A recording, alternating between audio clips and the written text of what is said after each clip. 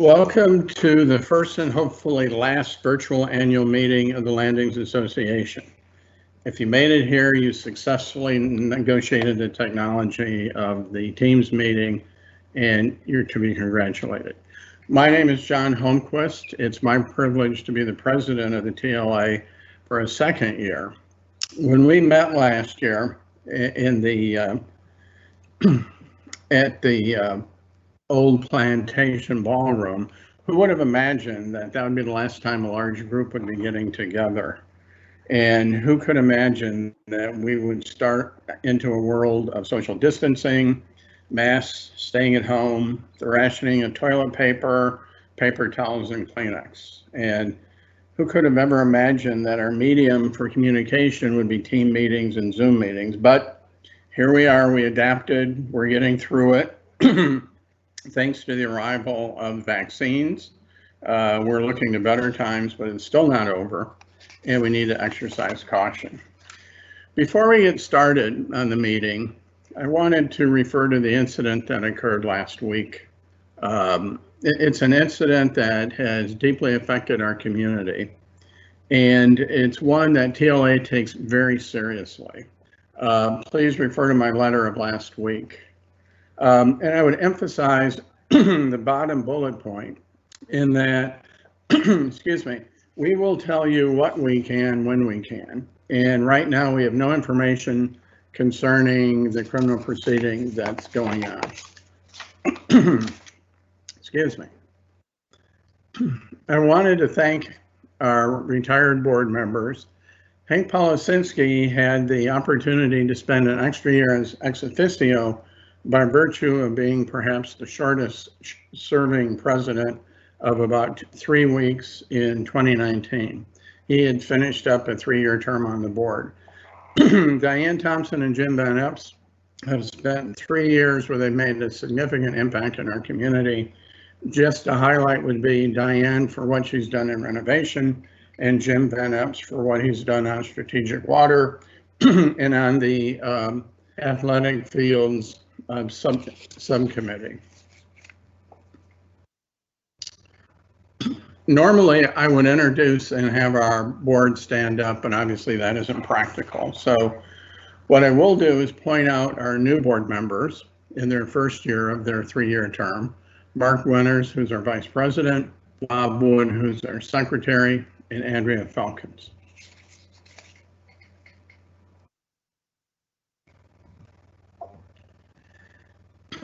The TLA leadership team is pictured, and having worked with them now onto my 3rd year on the board, and in 14 months as president, I can tell you simply that they are excellent. They know what they're doing, and they're very conscientious. We are very fortunate to have such a strong leadership team, and I thank them. I'm pleased to announce that the volunteer of the year is Bill Foster. Bill was the principal engineer for development of all civil engineered items here at the Landings, and he has lived here since 1975. He has been a longtime volunteer who has shared his expertise with the Public Works Department and is a member of the Public Works Committee. He has also assisted the Strategic Water Committee. Bill has done all this since he's lived here in his typical, unassuming manner and is an excellent example of giving back to our community. So congratulations to Bill. Good morning, I'm Bill Foster. I'm a resident of the Landings. We've lived here since 1975. In fact, I've lived in Savannah all my life. We came here from the Isle of Hope. We thought we had a very nice place there, but Skidaway Island's the best. Since I've been here, by the way, as a background, I served for 45 years with Thomas and Hunt Engineering Company.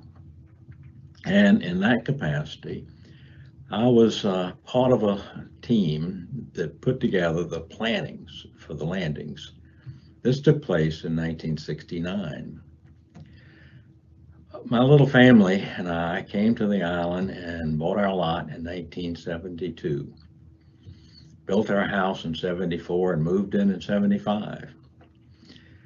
Since then, I've had the privilege to serve on our board of directors here in the Landings 2 times, the original one and the other in the middle 80s. I've also had the privilege to serve on several committees, the Public Works Committee and the Strategic Water Committee. And I guess that about sums us up. It's been a wonderful blessing to be able to be here. And you know, when we moved here in '75, we had 2 children. And as I recall, there were only other 3 young people of high school age or younger on the island. And so it was a great thing to be able to raise a family here. And that about sums it up. Again, it's been my privilege and honor to be able to serve here on the Landings. Thank you.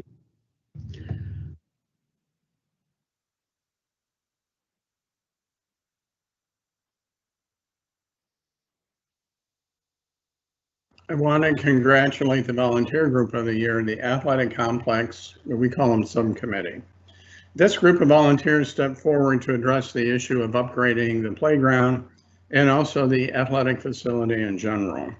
I've seen them in action and was won over on this project by how dedicated and passionate they were, and how strongly they believed in what this project can do for our community. I believe we can still watch progress of the development on a video cam. The work that they have, the plans that they have put in motion for us are going to lead to a very valuable and significant addition to our community. The playground right now, we hope will be ready at the end of March. It's been weather delayed. And we're looking at the entire complex being finished, hopefully in July. Again, congratulations. This was a great committee that was formed to have a variety of diversity of members and membership across the Landings entirely. And as you can see from what you're looking at, that we have a diversity in age, and if you know us, so that we also have a diversity up and down the island. And that's what we wanted to make sure that we could have a representative sample of what our needs are. And by the way, this was a fun committee. I'm Bill Bayfield, and I agree.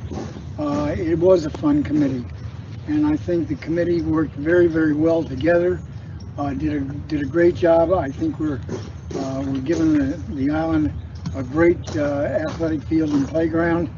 I think you're all going to love it. Personally, I really enjoyed being on the committee. I knew a lot about the club because I've been on the board there and so on, but I didn't know much about the association, and I've learned a heck of a lot. It was a great experience. Okay, hi, this is Dave Krautheimer, and I just want to say I appreciated being on this committee and all the members that we have on it. I think everybody just did a super job on this. And for me, it was great. I brought my granddaughter over yesterday to show her this. And all she could say was awesome. Yeah. And that's how I feel. This thing came out really great. And we're really looking forward to finishing the project up and moving on to our next task, whatever that may be. I'm Jan Bishop. I'm a chair of the committee, and it's been a pleasure to work with the people on the committee. We have a very creative and diverse group, and we've created, I think, something that will add to the positive light of life on our island.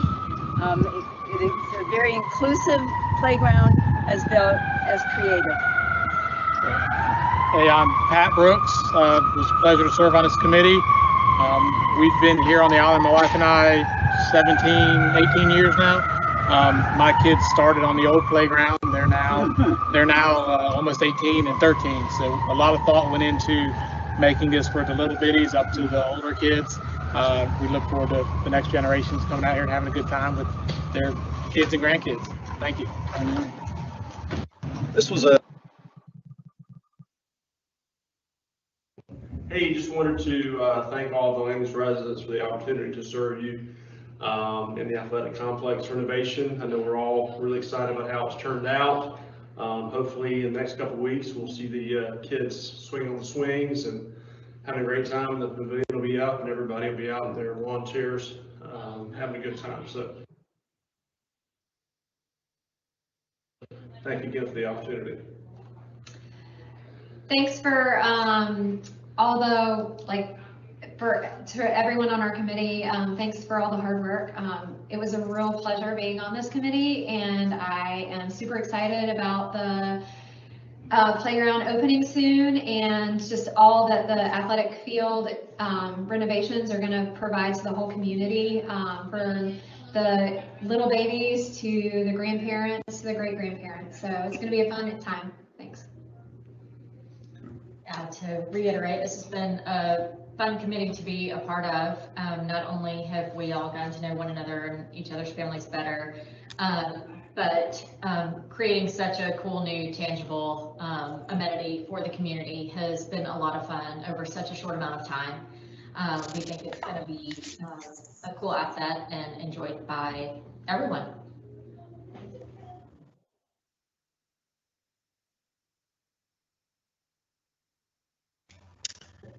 Again, congratulations to and thank you, Athletic Field Complex committee members. And now I will turn it over to Eric Larson, our treasurer, to give the financial report. Hey, good evening. I'm Eric Larson, your 2021 treasurer, and I'll give you an overview of the financial results for last year. Let me start with some key results for the year, and then we can get into some of the detail. But foremost, let me remind you the Landings Association remained financially healthy.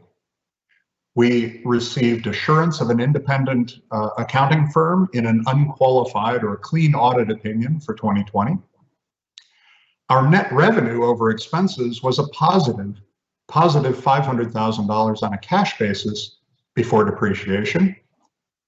And I'm quite pleased that expenses were managed and reduced by $374,000 compared to the prior year. In addition, the Capital Reserves Fund for future maintenance of your assets was just slightly below our 30% minimum target. The value of member equity and member deferred revenue and reserve was $19.3 million, up slightly. And in a very broad measure of the community assets, replacement value was measured by our reserves consultant last year at $53.6 million. Now, one very important financial outcome for 2020 was your community approval of funding needs for 2021 through 2023 budgets. Here on this slide, you can see the budgeted split between the operating fund and the restricted reserve funds for capital asset repair and replacement. I want to thank you for your support of the community in a very difficult year. So now looking at 2020 dues, and TLA revenues are primarily member dues assessment funds. For 2020, those were $1,850 per lot. Now, due to reduced operating expenses and operating cash management, in the actuals line, the second line there on the slide, you can see we were able to transfer, or more appropriately defer, just over $110 per lot of the budgeted operations revenues to bolster our capital reserves. Now let me switch to the income statement. Here's the TLA combined operating and reserves income statement. So again, third line from the bottom, you can see that excess revenues before depreciation were $500,000 to the positive. And this is after deferring over $400,000 in revenue to the reserves balance sheet.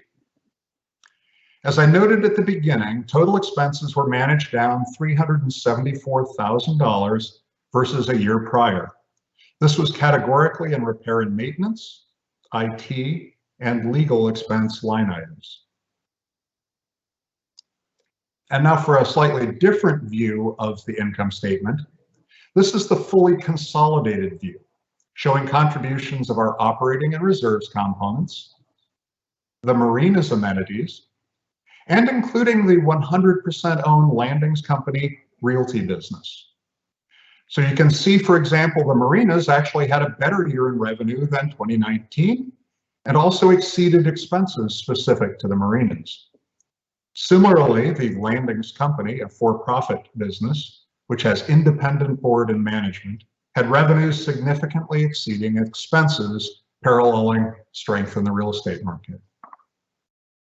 And now switching to the balance sheet,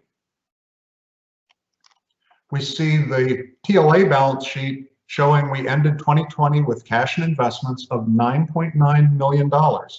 Of this amount, $7.7 million is held in TLA's Capital Reserve Fund, with the operating cash equivalent balance available to meet payables, short-term obligations, and general working capital. Also, I think it's important to note in the liabilities area that TLA continues to be totally free of long-term debt. And now there's a deferred revenue category, which is relatively new. This is the category introduced by the FAS 606 accounting policy change that was effective last year. So years prior to 2019, this amount was held in equity. And now another view of the balance sheet, analogous to the income statement. This is consolidated, just including the value in the Landings Company. So you can see overall the assets and liabilities went up by about $1 million for our paid-in capital to the realty company. Now let's look at some of our capital spending.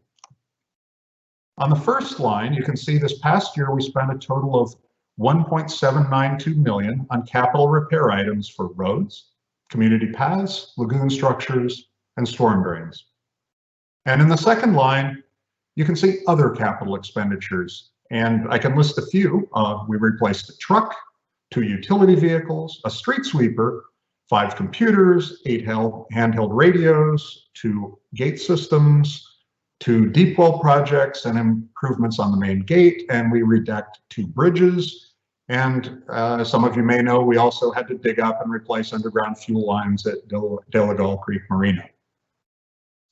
Now, this slide also at the bottom highlights the 2020 results for our Capital Reserve Fund. Assessment dollars reside in this fund on a tax-free basis. Expenditures from the fund may only be made in support of repair or replacement of capital assets as a condition of being in that fund. And this reserve balance was increased to $7.7 million, or at 28% of the life-weighted reserve replacement value, which is still short of our strategic target of a minimum of 30%, but we're getting there. And now finally, let's look at the value owned by our members, the residents of the Landings.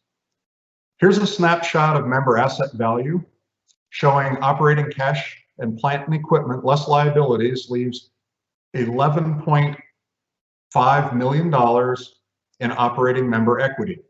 Member reserves are accounted for as deferred revenue, so adding that contribution in, we see $19.3 million in member value, up from $18.7 million in 2019.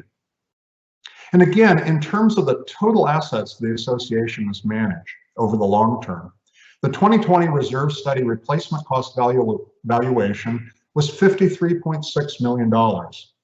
You'll see this included in footnote supplements to the financial statements.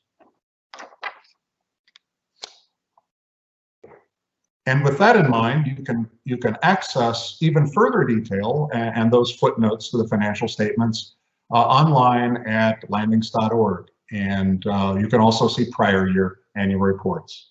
Thank you very much.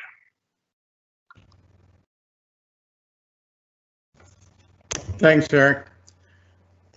Last year at our annual meeting, I indicated that we considered communications and transparency to be a critical issue, and we still feel that way, and it continues to be. So this is just a highlight of the different means that we communicate and reach out to the community. Obviously, Previously in 2020, we were really hampered in being unable to have any in-person meetings. As we begin to turn the corner, hopefully, we hope to bring these back in. We want to continue the working neighbor drop-ins, but please remember you can always email us, and if you email us, we'll respond and we'll get an answer to you. Now, one of the major projects this year for the board is strategic planning. And it's strategic planning as we as a community approach 50 years. What we do is going to impact where we go and how we maintain the quality of life we have here.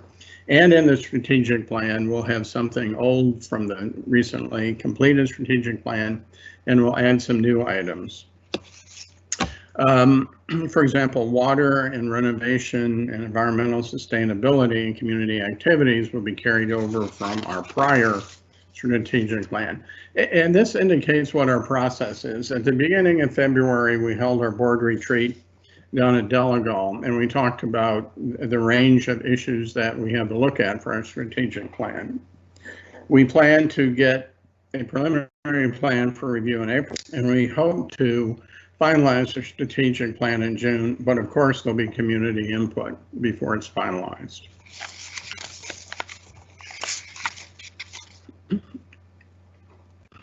When we look at the area of technology, it's more important than ever to be connected. With the trend of working at home and when people moving to locations where they want to live because they can work from home, we need to have the best connectivity on the island that we can. So we're going to try and find out what's available now, what's available in the future as it impacts on Wi-Fi and cell phones, internet, and cable. And we're going to conduct a survey of technology usage in the community to establish a baseline so we can be more effective as we go out and try and gather information and talk to providers. With respect to the facility usage, Landings Harbor is really an area where we want to have it reach its potential. We've already begun a study on how we can do that. With respect to environmental sustainability, we're an Audubon certified community, and we want to make sure that we continue to do the things we need to maintain that status. Water is always going to be an issue, conservation, usage, and in preparing for 2025, when Utilities Inc.'s withdrawal permit ends, and there's a new allocation of what Utility Inc. can draw, we need to be more aware of what conservation measures we can take. With respect to issues affecting the island, the traffic circle, although it has not, there's not been active discussion of it, it's not gone away. And I suspect in the not too distant future, the company will be revisiting the issue with us. And I believe this time the traffic circle may actually become a reality. So we want to make sure we're prepared for all eventualities in that case. And with respect to staffing, we want to be able to continue to attract and keep the best people that we can, like we have now. So that's some of the issues that we'll be talking about in the strategic plan. The plan would probably be for 3 years. 5 years in this day and age is a little long to project out. So we're probably going to be looking at 3 years. So we're at the point of the meeting now where I'm going to bring in Carl, and he's going to tell you how you can ask us questions. Thank you. All right, thank you, John. We did ask people if they wanted to send questions in advance to Webmaster, that they could do that. We did not receive any questions in advance. For those who are attending the meeting right now, it depends on where you're going to find this on your app, how you're attending, but you'll find a little question mark icon, and we put it up there for you to be able to see on the screen. That's what you would be looking for, where you would type in a question and we would be able to see that. If that's too complicated or you can't find that, certainly you still can right now send a message to webmaster@landings.org. This platform that we're offering, there's a little bit of a lag when people join, so a 30 or 60-second delay. So what we want to do right now is take a pause, and we're going to just sit here for a little bit, see if people have any questions they want to put in, either using the Q&A feature of the Microsoft Teams platform or send a message to Webmaster. I have not seen any questions come in. I'm going to double check with two people, Jessica and Lynn. Have y'all seen any questions come in at this point? I have not. None at this point.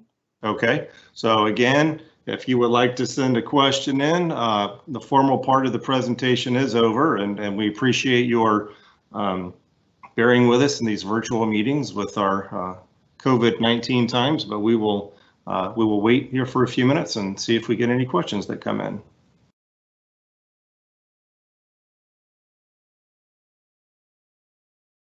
Okay, we just got a question into Webmaster, so let me, where is the proposed traffic circle that was mentioned located?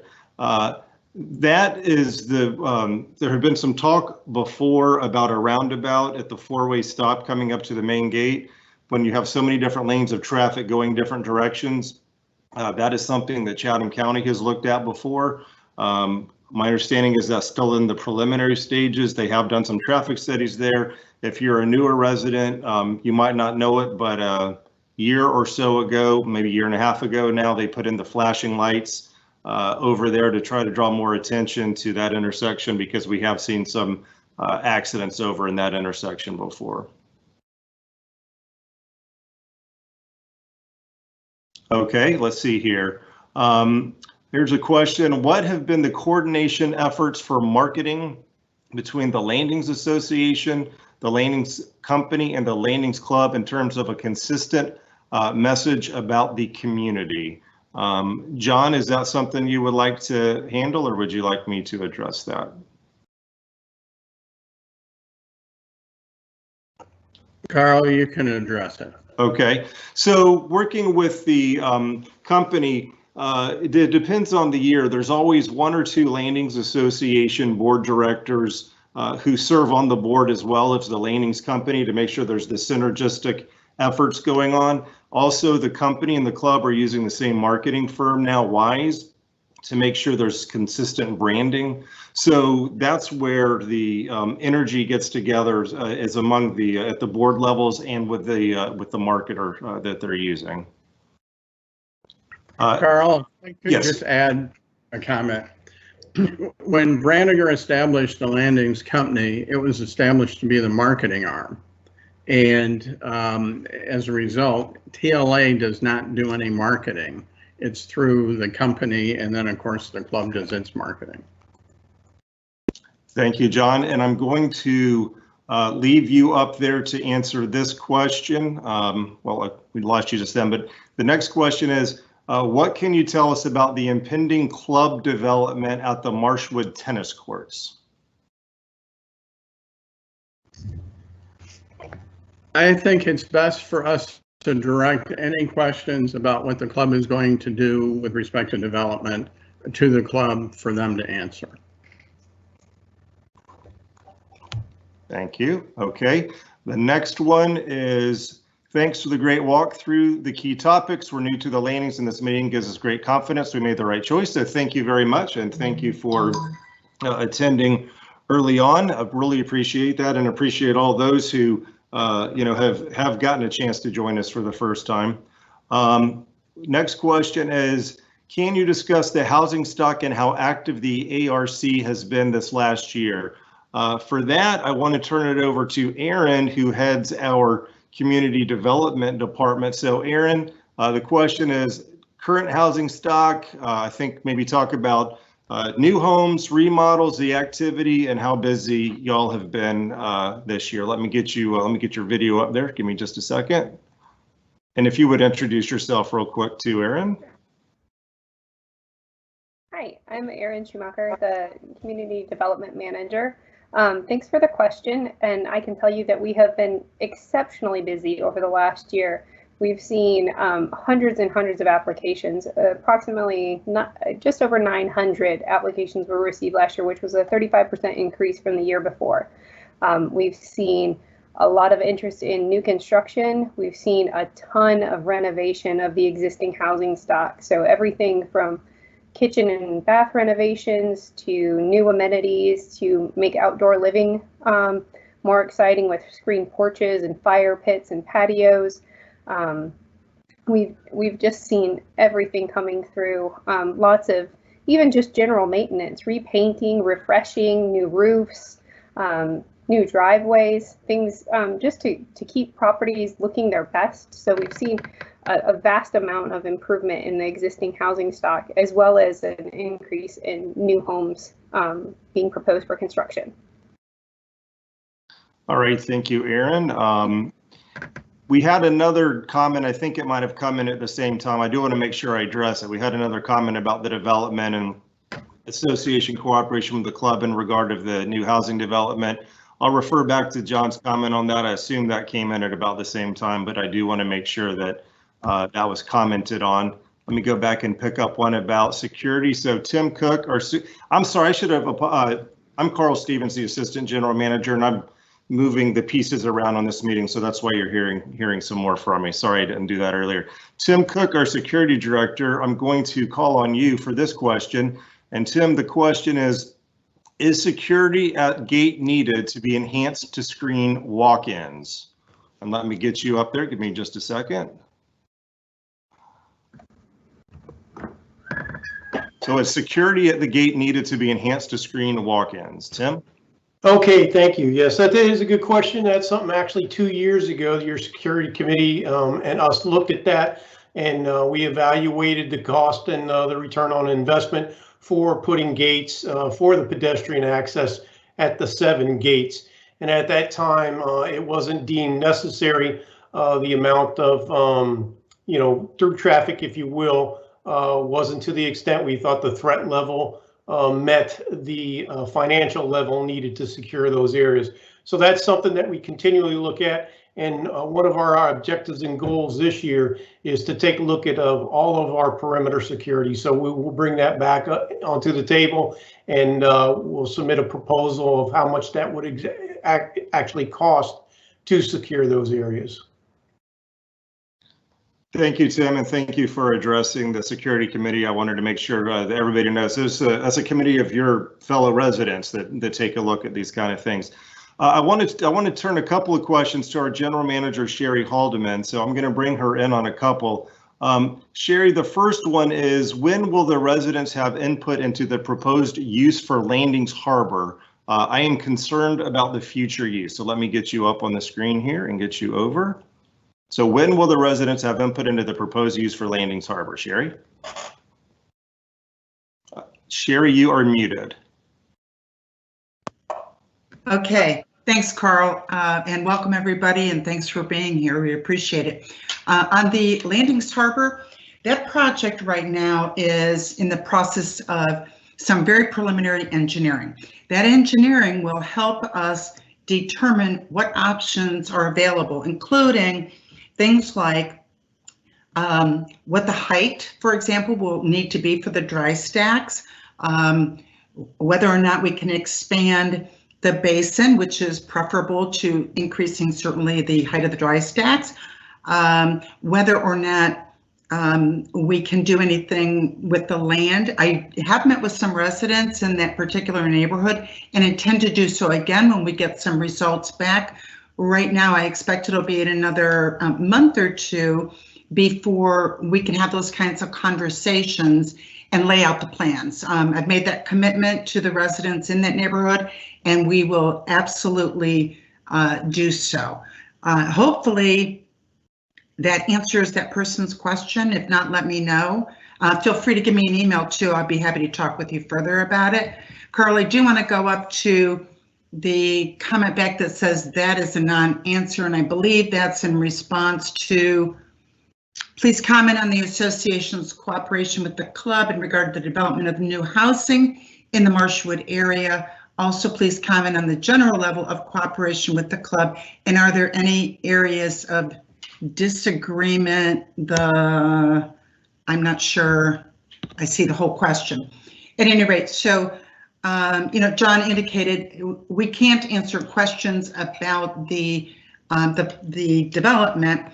That's, from my perspective, TLA will have to work strongly with the club to make sure any development that might be completed is done in a manner that is consistent with TLA standards, TLA's basically development requirements, and I'm sure that we can work through all of those issues in a very cooperative manner. I think that the club completely understands what our role is, and our role is essentially to enhance property values. So the general level of cooperation with the club, and are there any areas of disagreement? Well, we've had certainly, as any two organizations with slightly different, not slightly, with different mission statements have, there are periodically areas, but I don't see any areas currently where there are disagreements. So, and that's just in a very broad sense. Hopefully that's more responsive, and if that person, again, if you want to email, I'd be happy to talk. If you've got something specific in mind, I'd be happy to discuss that. There's also one that says, can you update the status of the Sprayfield development? TLA has no plans underway or consideration underway for Sprayfield development at this point in time. We did look at that as a possibility as part of our last strategic plan, and of course the Urban Land Institute study, but TLA has not picked up any work on that particular potential since that time. Okay, and I see another one. Could you please elaborate on the water, the water issue with utility sink in 2025? So, Carl, I assume these are the questions that you wanted me to answer. I'm going to go ahead. Yeah, that was the last one I wanted you to take right there. So you're on it. You're on a roll. Thank you. All right, thank you. So on the water issue with utility sink, the state of Georgia issues permits to all the water providers in increments.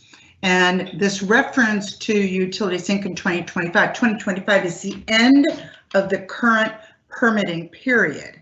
As a result, EPD will issue the new standards that everyone must achieve. In the past, they've reduced down to prior year's levels. And when I say levels, I'm talking about the production coming out. So, you know, if we were at 1.25, then they had to go back to 1.25.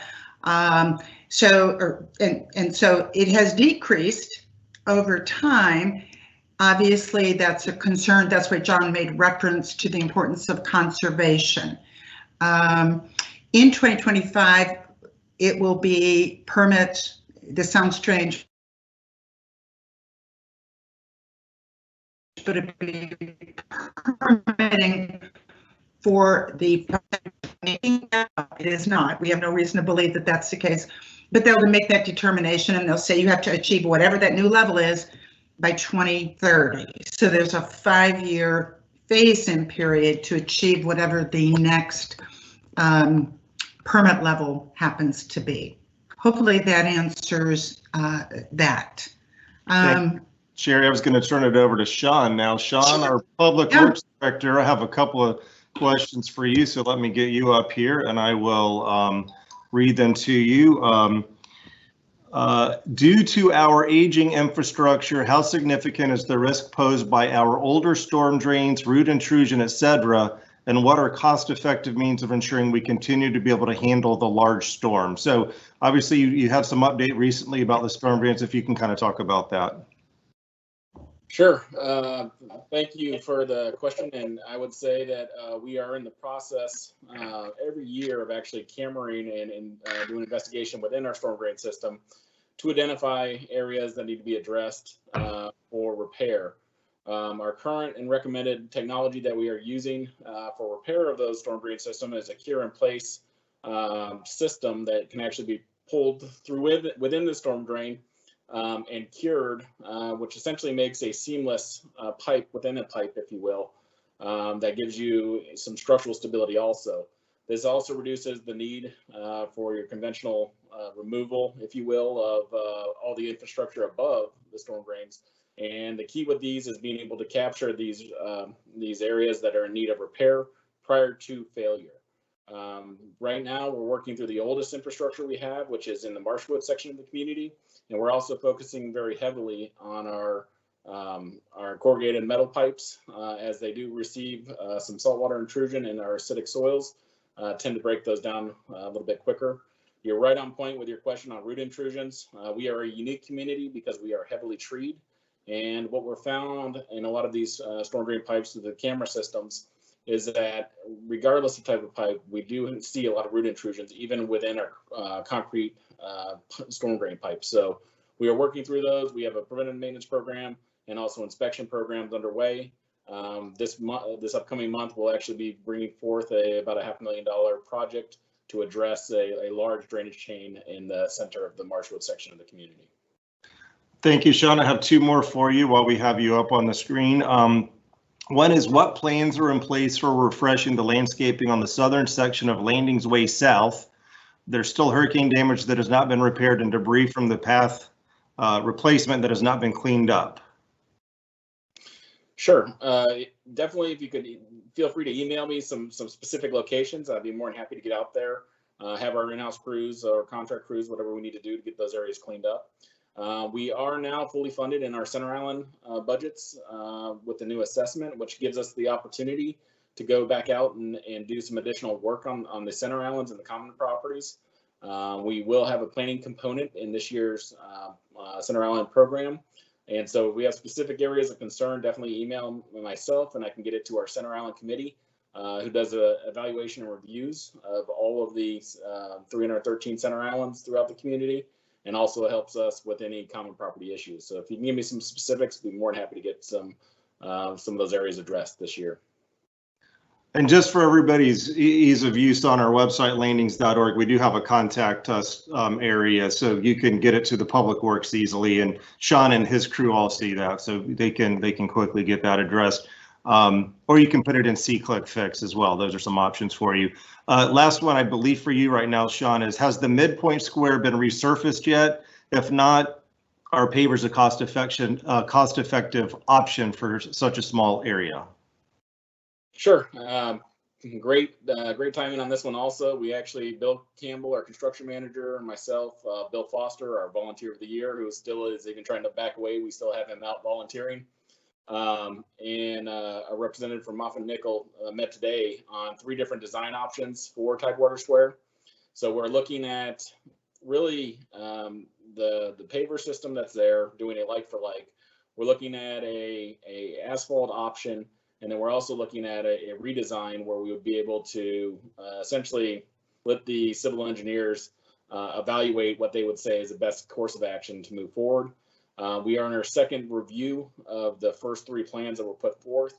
And from there, we will, once we fine tune those plans and also the costs associated with each of those, as that's a major factor, we'll have a recommendation coming forth. And right now we do have that scheduled for the 2021-2022 time period for replacement and repair.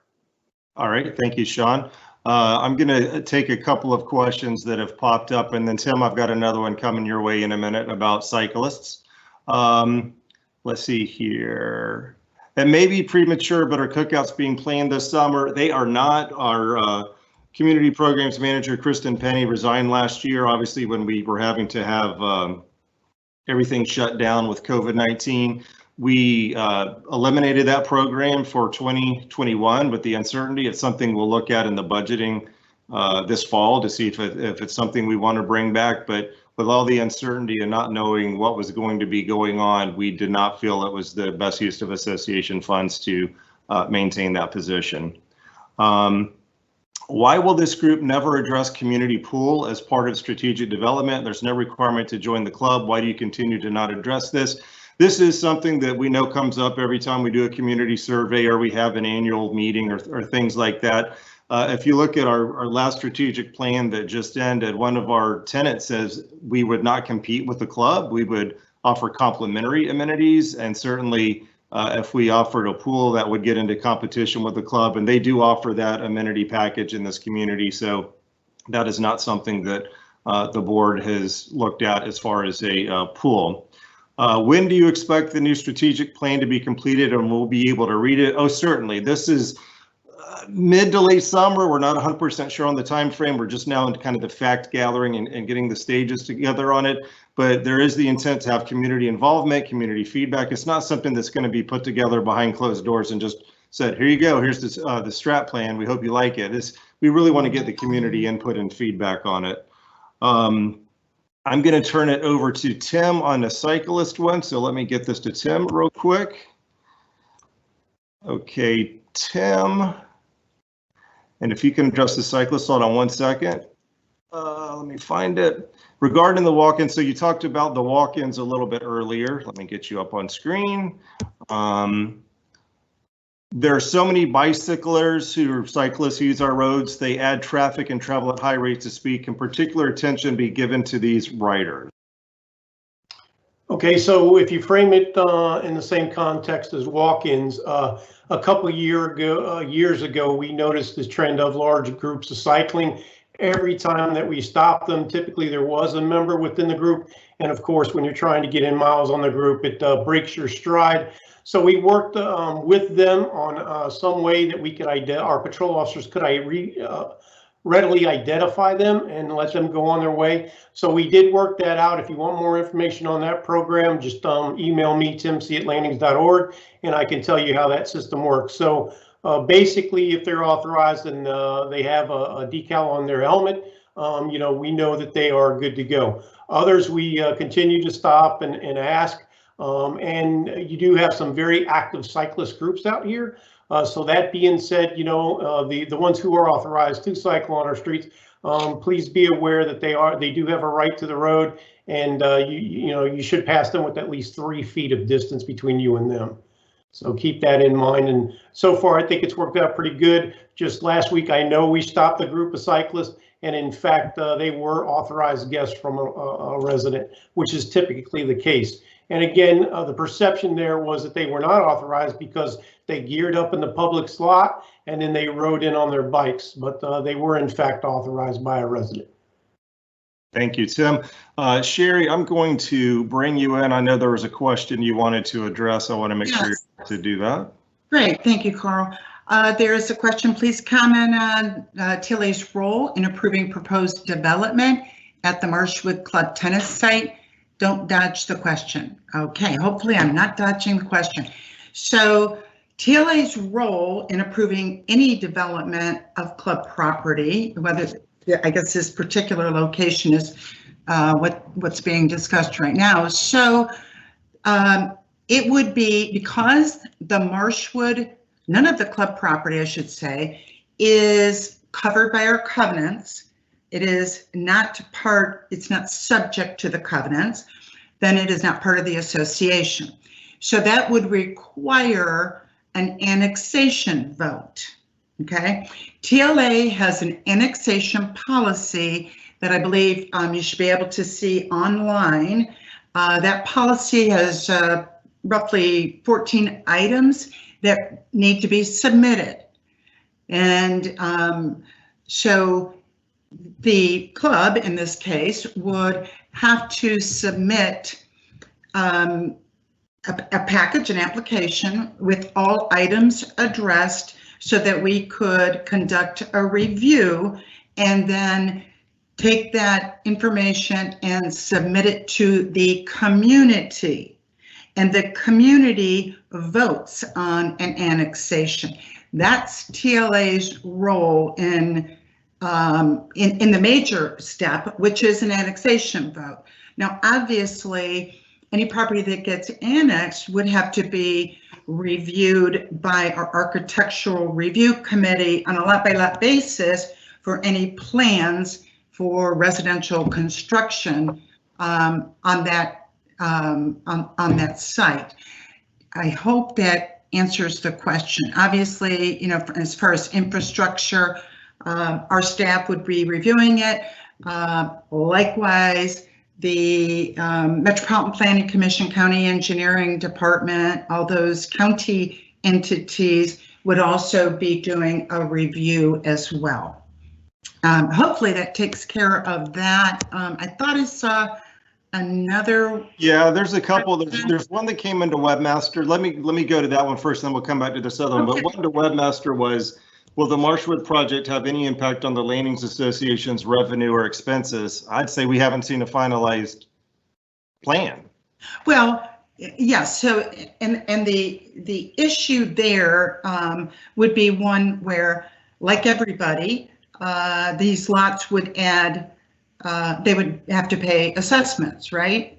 And the way we structured things, just like we've had in the past with the 2003 and 2004, there's a determination made of what an annexation fee should be. And ours is based on contributing an equivalent amount to the members' equity so that that is not diluted in any way. You just heard our treasurer talk about total members equity. In the case of Landings, you know, if you divide it, it's very close to $5,000 per lot. So when you do the math based on what Eric presented tonight rather.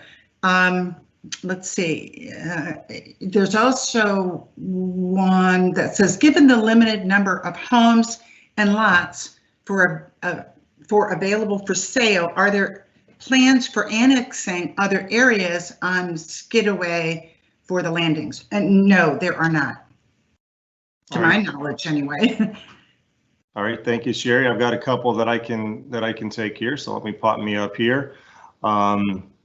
Internet connectivity is super important to future home values. Is TLA exploring whether fiber optic connectivity can be brought to the community? Please provide details on how this initiative is being explored. Yes, we're working. Not only are we working with a consultation group to try to explore that within our community, we've met with another local firm to try to gauge their interest or to try to get them involved. Would love to have fiber to the home. It's challenging if you look around the country, whether it's Verizon Fios or Google Fiber or any of the other kind of things, so many of them put pause on it. For residents who've been here a few years, they may recall that AT&T came out and they had to run some fiber for some of their facilities down Green Island Road, and they came into the community and did maybe 5% of it. We were hopeful they would go larger, and they had talked about it, but they never could get the regional okay to do it. If you just back of the envelope looked at it, you'd probably be looking at about $10 million to do fiber to all the homes in the community, give or take, depends on who's involved in that kind of thing. So it's definitely something we're still looking at. I'm hopeful that 5G ultimately also will be providing some options. Verizon doesn't have it in our market yet. T-Mobile is starting to roll their 4G and 5G product out for home broadband. The trees and that kind of stuff always will be an issue. But one thing we've done is we've mapped out all the street lights in the community with our GIS system so that if they get to the point where with these 5G, you're normally going to need more antennas, it's like a backpack size thing that they could put on the light post and start offering other options. But yes, that's why you see technology as being in the strategic plan going forward to look at just those types of things. So no quick fixes. I wish I had a quick, easy answer, but it is top of the mind, and we do agree that impacts property values. What percentage of the homeowners are not members of the club? It varies. Last I saw, roughly 35%, so roughly 65% are club members and 35% are not. Let's see here. Will the proposed roundabout be paid for by TLA or the county, and why do we need it? It would be paid for by county, by taxes. Strong opinions on both sides. We've certainly heard from in the community. Some think it definitely would slow down the traffic and prevent people from just driving through the intersection without even slowing down, especially people who don't live out here and aren't used to it, and others who think it may cause more issues. What we've said to the county all along is, if you want to study it, just involve us in the process so that we can, gather community input and provide our input as well. So that's where we are on that. Let's see here. Dogs and electric fences. We now have more electric fences with dogs basically harassing walkers, dog walkers, etc., being left out all day, barking all day. Is this being addressed? I have not heard that complaint a lot, so we can take that under, we'll take that back and look at that at an ARC and security and governance. I think we can look at that in some different committees. So thank you. Yes, hold on, let me get Sherry in there. Hold on one second. Right. There you go, Sherry. So Tim's popped up, and I think he'd like to add a comment or two to this question as well. Okay. All right. Let me do that. Thank you. I missed that. All right, Tim. Okay, yes, thank you on that. And it's been our historical precedent here that dog-related issues, your first call should be to Chatham Animal Care and Control, especially if they're running loose or excessive barking. And then your next call should be to us. We, of course, will come out, research both and take statements from both parties involved, and then try and get a resolution to the issue. If a dog owner doesn't test the collars, they do have a propensity to run through the fences. And again, if we show a trend there of non-compliance and the dogs running loose, that way Chatham County has the bigger wand, if you will. And once they got to appear in court to address that, that usually solves the problem. So please call Animal Care and Control first, and then call us next. But overall, just anecdotally speaking, we had a 10% decrease in animal calls last year. All right, thank you, Tim. Let's see here. All right, if this is club-owned property, is the club required to apply for annexation? Yes. Well, wait a minute, Carl. If they want access to the community and the amenities. Better. Okay, thank you. Yeah, sorry, I didn't give a complete enough answer. So. Right. And by the way, yes, you're absolutely right. Theoretically, and this is very theoretically, if they didn't, you can imagine that they would be landlocked, right? So there's no benefit for a developer to construct new lots within our community without having access to all common property amenities.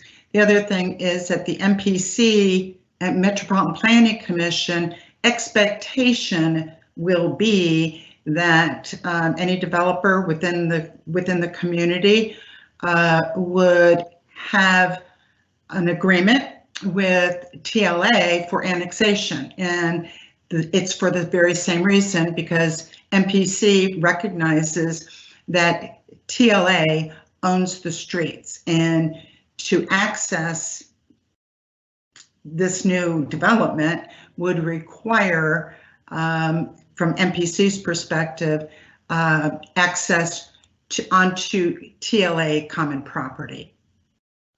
While I have you there, Sherry, let me see if you can take this next one. Is the association taking a proactive role with the Chatham County fire discussions? Oh, well, actually, we are, as everybody else we are observers, and we are participating in the surveys.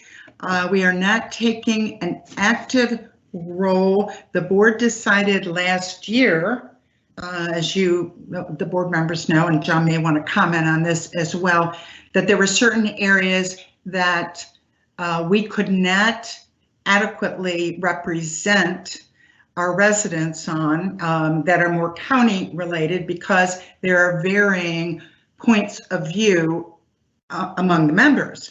And so this was one of those areas, fire service, and even probably the roundabout, where we're going to have a significant difference of opinion even among our population. And so the board can't adequately represent the interests of the community. And these are one of those things where you're represented at this level by Chatham County, and that's the right entity to speak to if you've got concerns about this particular issue. And I would say that's why we've been using e-news and the like to send out the survey links to let the community weigh in how they best feel. That's right. That's exactly right. Thank you. One more for you, Sherry. I'm unclear as to what or where this development is that is being discussed. The development well, let's see. The best way to describe it would be off of, if you drive on Landings Way North, directly across from Romerly Road. There's a street it's not shown on the maps, but it's called Timberlake, and Timberlake takes you the back way into the Marshwood Club. So it would be adjacent to the fairway on the club side, and up through and into the parking lot, club parking lot, where the tennis courts are. And thank you, Sherry. I'm going to jump. Oops, let me send myself live here. And I would say certainly for the club members, they have their annual meeting coming up at the end of the month, and I'd assume they'll have a lot more information about this at that time, especially if there's this level of interest. I'm going to answer one question, then I'm going to turn one over to, I don't know if it's better for Tim or Sean. Are there any non-members of the club on the TLA board? Yes. Now here's for either Tim or Sean. Getting across the street between the village and Oak Ridge can be challenging. For example, some drivers seem to think that the turning lane is a drag strip in an attempt to jump the line of vehicles leaving the island. And we certainly have heard this complaint a lot. Would it be possible to build a golf cart / pedestrian bridge or tunnel for this intersection? I'm not aware of that having been discussed before. Sean, I know you've dealt with the county and some of the design of that lane over there and that kind of thing. So let me bring you in and see if you had any thoughts on that.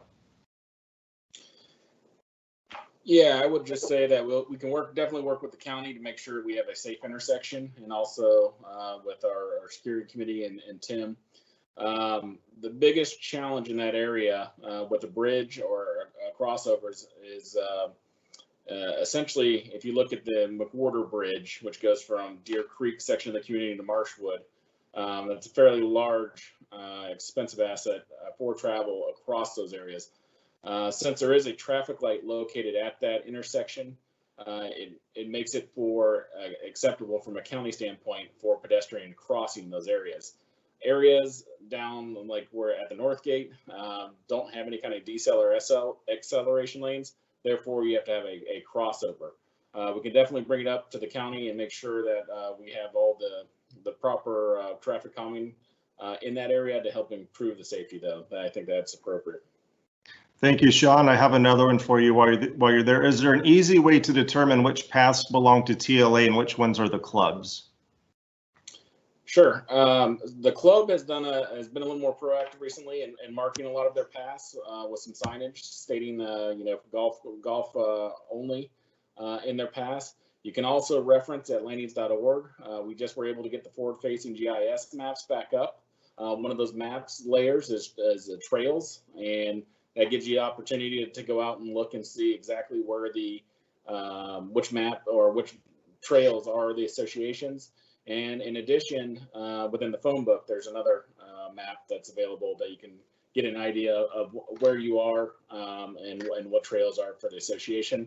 I will say that the association's been actively working with the club to make sure that some of the trails that are on club property are still able to be accessed by the community as a whole, even though they're on club property. Good example of this would be a trail up at the Marsh Tower that runs from Fat Friars over to Shatachi. And then also down in Oak Ridge, a trail that runs from Log Landing over past the cemetery hole on Oak Ridge, which are great thoroughfare travel corridors for a lot of residents via golf cart, walking, or by bike. All right, thank you, Sean. Unless any questions come in during this next one, there's only one left. Aaron, this one is for you. So if I can get you ready here, let me get you put over here. The question is, send this live. Certain properties in our community seem to be falling into an increasing state of disrepair. This has an impact on neighboring properties in the community at large. Is TLA adopting a more robust process to increase maintenance standards? Mm-hmm. Well, we have been increasing some of our inspections in certain areas, especially on properties that we've noticed are maybe on the verge of becoming in violation. But in regards to, are we adopting a more robust process to increase the maintenance standards, we are looking to make some revisions to our current private property maintenance standards this year, just to provide some additional standards for some things that maybe aren't addressed in our current standards that we do see to be problematic in the community, and to kind of tidy up some of the language so that it's very clear as to what the expectations are to all the community members. Thank you, Aaron. I do not see any more questions. No more have come in since then. John, would you like to make some closing comments? Well, once again, we want to thank everyone who navigated technology to attend our meeting virtually. And I want to thank the staff and those who submitted questions, because I think the questions and answers are really valuable. And it's part of our desire to have ongoing communication. And as Sherry said, for those of you that had questions or wanted to follow up more specifically, please feel free to use the email. Otherwise, this would conclude our one and hopefully only virtual meeting. Thank you. Thanks, everyone.